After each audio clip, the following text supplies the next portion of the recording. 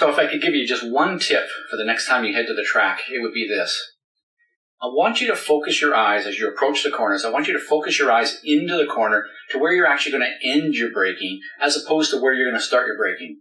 Most drivers, as they come down the straightaway, they get overly focused on where they're going to start to brake, at the 5 mark or the 3 mark or whatever. And if you think about it, it's almost backwards. When you're driving on the street, when you approach a traffic light, you don't start looking, when the light turns red, you don't start looking for brake markers. What you do is you look ahead and you think, that's it. Right there, I need to be finished, so I need to start to brake now, this hard, and I come to a stop.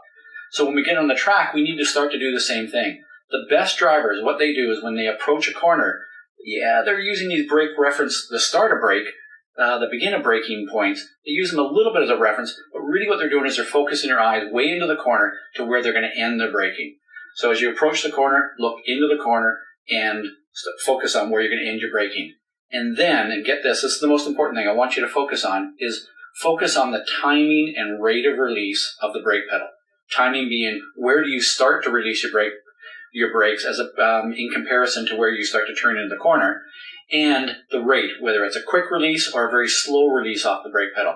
And if you play with that and you change that and you work with that on your next day at the track, you're going to find that you can get the car to turn in maybe at a slightly higher speed than you ever have before, getting the car to rotate into the corner by changing and adapting the timing and rate of release of the brake pedal as you enter the corner. You get that car just rotated into the corner by looking where you want to go, looking at the end of braking point, playing with that timing and rate of release of the brake pedal, get the car to rotate into the corner, get it pointed where you want to go, squeeze back to the throttle, and you're rocking out of the corners. That's when you're going to have a great time at the track.